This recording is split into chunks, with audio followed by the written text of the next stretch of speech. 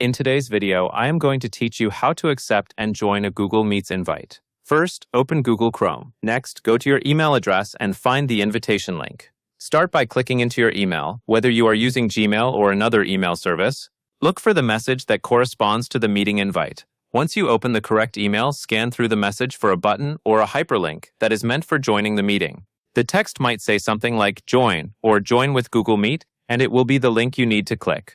After you find the invitation link, click the link to join. When you click it, your browser will load the Google Meet meeting page.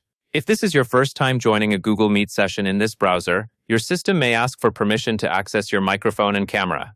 If you see a prompt, make sure you understand what it is asking before you choose an option. As the page loads, you may see a screen that shows your meeting preview or setup options. If your microphone is not working, other people may not be able to hear you clearly, so it is helpful to check quickly.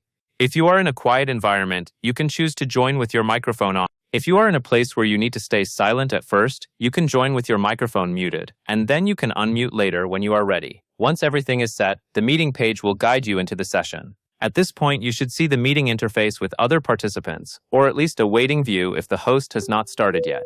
It is normal for the meeting to open even if not everyone has joined.